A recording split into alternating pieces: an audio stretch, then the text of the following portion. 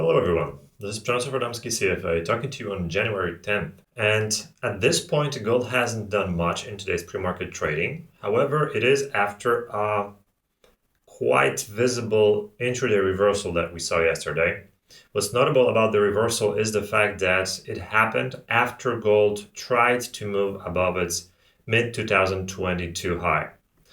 And, well, it failed. The 50% Fibonacci retracement level wasn't enough to stop the rally. However, reaching the previous high might have done the trick. As a reminder, gold is still below the 61.8 Fibonacci retracement level. So technically, this is all the November today rally is just a correction of the medium-term decline that happened last year. The huge decline that we saw. But the shape of yesterday's session is not the only thing that indicates that, the next big move lower is about to start or has already started. As always, the context proves those extra details.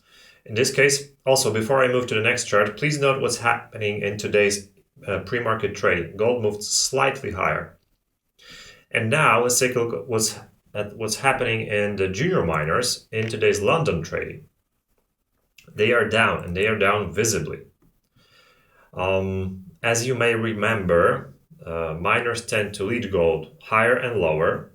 And if you've been on my previous live event or you watched the recording, you know this is one of the important technical signs that I'm looking for when determining the direction of the precious metals sector. And well, we see this bearish indication right now. We see it today. We also saw it yesterday in the US trading. However, it's present also today. That's why I wanted you to focus on what happened in today's pre-market trading so that you can compare it to what you see on this chart. Basically, those two charts were saved by me at the same time, more or less. And silver, interestingly, seems to have already topped in a major way earlier this year.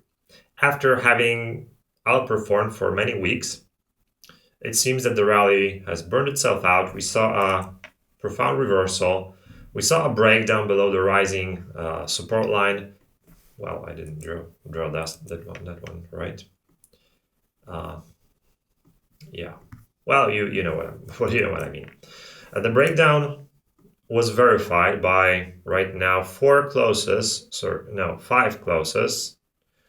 below the resistance line, so it was more than confirmed. And basically earlier today, silver was even below its 61.8 Fibonacci retracement level. So silver doesn't want to move higher from here; it wants to move lower. It's pretty clear. And speaking of indications from other markets and breakouts and breakdowns and validations, confirmations, let's take a look at the US dollar index. Today I'm going to cover it from the short-term point of view, but I'm going to share something special with you about the USD index tomorrow. I'm going to discuss the potential death cross forming in the US dollar index and what are the implications for the US dollar index and what they are for the gold market. This will be just as important as it might be surprising to some. Because looking at things from the broad point of view and taking an objective look, focusing on facts, counting instances of what happened, what didn't happen, provides a much clearer picture than chasing the day-to-day momentum. Now, moving back to the short-term picture, the US dollar index moved lower profoundly yesterday and during the previous session. However, what happened and what didn't happen? What happened was that, we saw a decline. What didn't happen was a confirmed breakdown to new lows. USD index moved a little below the intraday low of the previous year, the mid-December low.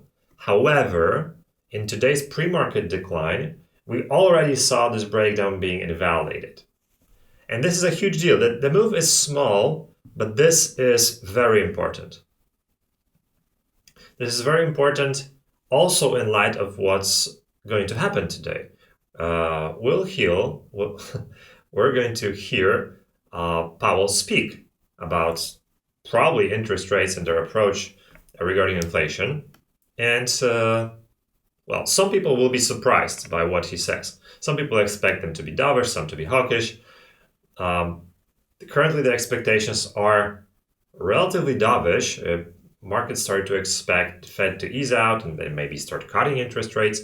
However, the inflation didn't really subside, so I don't think it's likely to happen because, again, I've been saying it like 100 times, inflation is much more political than anything else right now.